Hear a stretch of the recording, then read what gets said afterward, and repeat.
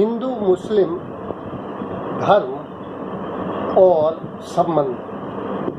तुम राम कहो वो रहीम कहें, दोनों की गरज अल्लाह से है। तुम दीन कहो वो धर्म कहें, मनसा तो उसी की चाह से है। बनवाओ शिवालय या मस्जिद, चूना भी वही और गारा भी वही। मीमार वही, मजदूर वही, अल्लाह है वही, है राम वही। है पेड़ की जड़ तो एक वही, हर मजहब डाली डाली है। क्यों लड़ता है मूर्ख बंदे, ये तेरी खाम ख्याली है। अल्लाह वही और राम वही। धर्म, ईश्वर तो एक ही है और धर्म का लक्ष्य भी एक है कि मनुष्य को कैसे कल्याण के मार्ग पर लाया जाए, मनुष्य को कैसे सुखी, समृद्ध, संस्कारवान, श्रेयसपूर्ण और स्वर्ग की ओर ले जाया जाए। धर्म का यही लक्ष्य है। लेकिन आज धर्म में बहुत शोर हो रहा है। कोई हनुमान चालीसा पढ़ रहा है, हनुमान चालीसा इतनी जोर से पढ़ रहा है कि लोग डिस्टर्ब हो जाएं। अजान इतने जोर से दी जा रही है कि लोग डिस्टर्ब हो जाएं। ये शोर बहुत हो रहा है। धर्म शोर नहीं है, शांति है। धर्म पाखंड नहीं है, आडंबर नहीं है, प्रदर्शन नहीं है, कर्मकांड नहीं है। धर्म कर्म है, क्रिया है, कर्तव्य है, प्रेम है। धर्म विवाद नहीं है, धर्म विनम्रता है। धर्म युद्ध नहीं है, प्रेम है। तो धर्म को लोगों ने समझा ही नहीं और धार्मिक हो बैठे, कट्टर हो बैठे। कट्टरता कभी भी अच्छी नहीं मानी जाती। उदारता वसुधैव कुटुम्बकम उपनिषदों का उद्देश्य था। ईश्वर एक है। अथर्ववेद की ऋचा कहती है कि वह एक है, उसके विविध नाम हैं, विविध रूप हैं, विविध गुण हैं।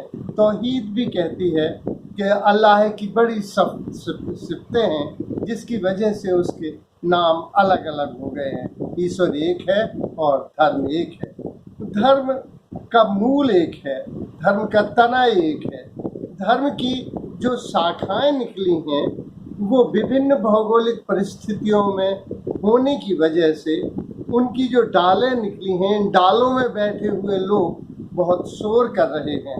ये शोर धर्म नहीं है, ये कट्टरता है और कट्टरता मूर्खता के बहुत करीब रहती है, जबकि उदारता दैवत्व के करीब ले जाती है। तो धर्म के जो अंतर हैं वो सतही हैं, क्योंकि हिंदू धर्म और मुस्लिम धर्म दो भिन्न भौगोलिक परिस्थितियों में जन्मा है, इसलिए उनका लिबास अलग है। उन सुन्नत की वजह से उनकी वेशभूषा अलग है, विचारधारा भी अलग हो सकती है भी। और उनके किसी ने दाढ़ी बढ़ा ली तो किसी ने बाल बढ़ा लिए, तो किसी ने गोल टोपी लगा ली तो किसी ने पतली टोपी लगा ली। ये सतही अंतर है। खून जब तक रगों में बहे तब तक हम हिंदू भी हैं, मुसलमान भी हैं और ईसाई भी हैं। लेकिन जब खून सड़कों पे बहे तो बताओ लहू किसका है। इसलिए धर्म एक है, उसका लक्ष्य एक है, ईश्वर एक है और धर्म को लोगों ने गलत ढंग से परिभाषित कर दिया है।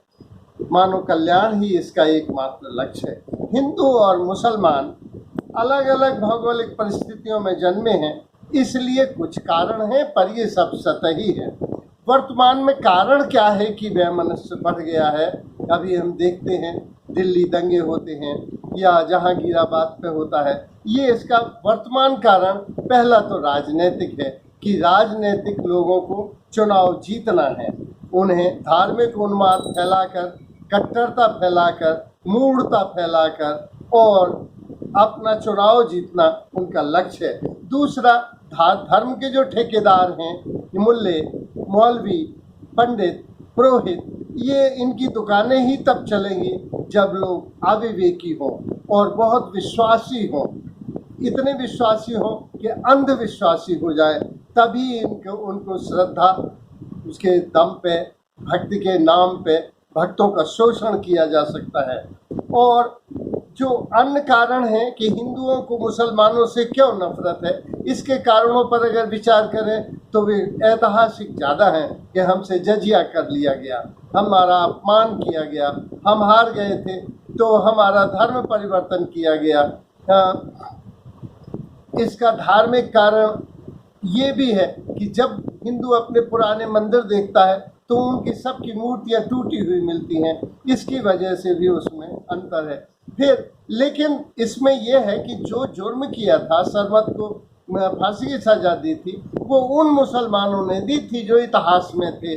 अब तो ये मुसलमान तो वो मुसलमान हैं जो हिंदू जजिया कर नहीं दे पाए, जो गरीब थे, जो भयभीत हो गए, जो सत्ता के लोलुप थे, जो सम्मान और समानता पाना चाहते थे, वो मुसलमान हो गए। जो कर्मकांड से ब्राह्मणों के और ठाकरों के जो कि हम सवर्ण हैं, तुम हरिजन हो, इस वजह से वहाँ समानता मिली और वे चले गए। तो मुसलमान क्यों ना हिंदुओं पर आजकल नाराज हैं? उसका कारण ये है कि ये जुलूस निकालते हैं, रामनवमी का जुलूस में तीर और तलवार निकाली गई हैं और अपना संगठन दिखाया गया है, ये प्रदर्शन किया गया है। अरे भगवान मंदिर में बैठे थे, उन्हें सड़कों सड़कों पे घुमाने की क्या आवश्यकता थी?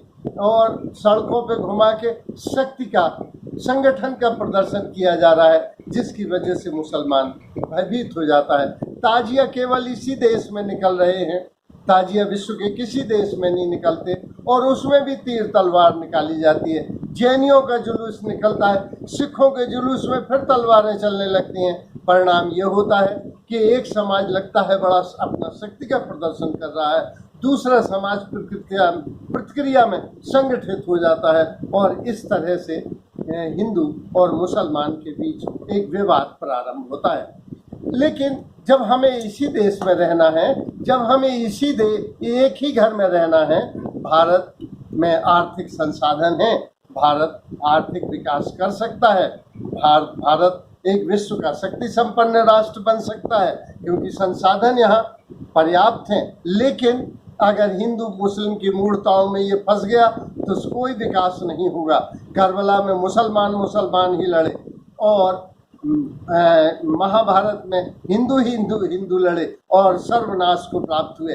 आज देखते हैं यूक्रेन में रूस और यूक्रेन के युद्ध में सारी सांस्कृतिक विरासत, सारी ऐतिहासिक विरासत, सारी साहित्यिक विरासत, सारी संस्कृति और सभ्यता विनाश को प्राप्त हुई। अगर युद्ध हुआ, गृह युद्ध हुआ, तो इसमें समस्त विनाश को प्राप्त होगा। इस संदर्भ में प्रयास किए गए कि हिंदू मुस्लिम को एकता, ऐतिहासिक अगर संदर्भ में देखें तो सबसे पहले ये प्रयास कबीर ने किया था। कबीर ने हिंदू और मुसलमान को वो मानते थे कि दोनों धर्मपूर्ण हैं, अगर इन दोनों को मिला दिया जाए तो इनके श्रेष्ठतम गुणों को, तो श्रेष्ठतम धर्म का जन्म हो सकता है। और उन्होंने दोनों को कहा कि पाथर पूजे हरि मिले तो मैं पूजूं पहाड़, और उधर मुल्ला बाग दे। तो इस तरह से कबीर ने दोनों को एक करने की कोशिश की। दूसरा लेकिन कबीर के पास कोई राज सत्ता नहीं थी। परिणाम ये हुआ कि वो आंदोलन थोड़ी समय बाद फेल हो गया। दूसरा राजनीतिक आंदोलन था जिसमें अकबर ने दीन इलाही धर्म चलाया था। वो चाहता था, अकबर ने अपनी विरासत में भी लिखा था, बलबन ने भी लिखा था, बाबर ने भी लिखा था कि हिंदुओं से मेल रखना। परिणाम स्वरूप जहांगीर और शाहजहां ने मेल रखा और मुगल सल्तनत आगे बढ़ती चली गई। लेकिन औरंगजेब कट्टर हो गया।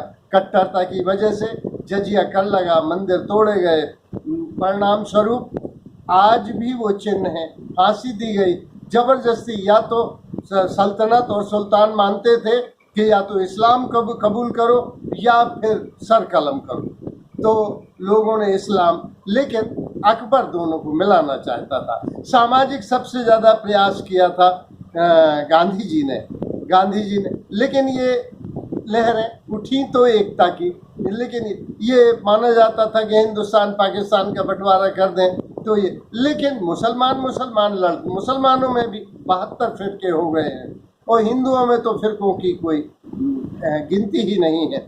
मुसलमानों का जो हिंदुओं में आज आया है सांप्रदायिकता, वो प्रतिक्रिया स्वरूप आया है, क्योंकि मुसलमानों के पास एक धर्म है, एक नबी है, एक तीर्थ है, एक भाषा है, एक पुस्तक है, लेकिन हिंदुओं के पास विविधता है, इसलिए मुसलमानों के संगठन को नैतिक बल मिल जाता है, परिणाम स्वरूप विद्रोह ज़्यादा हो जाता है।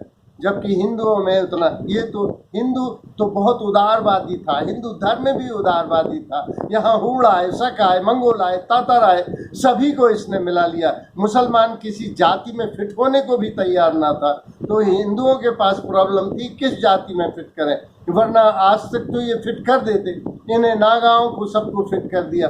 तो कहने का मतलब ये, और मुसलमान अपनी अस्मिता खोलने को तैयार ना थे, परिणाम स्वरूप ये दो धाराएं समानांतर चली।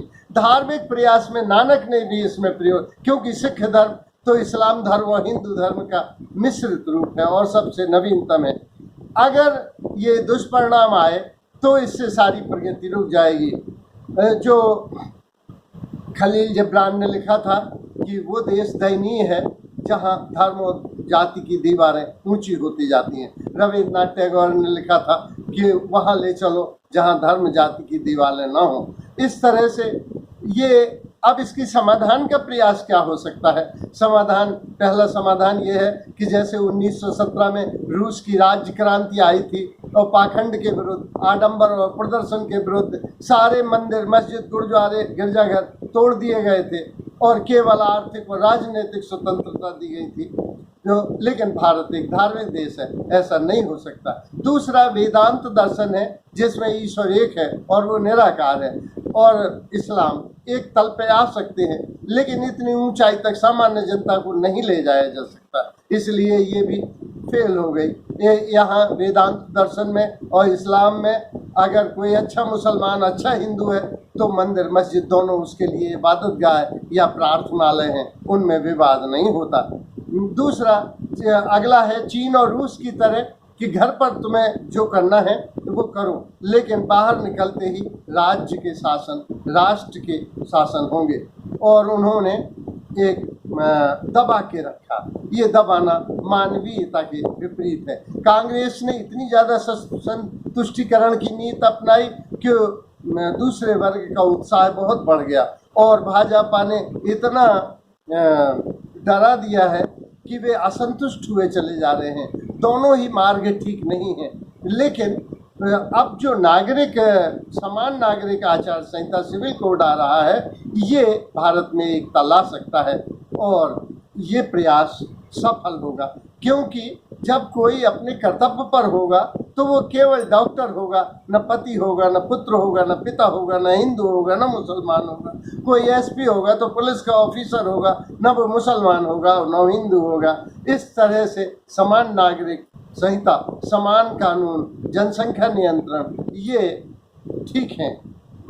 धन्यवाद।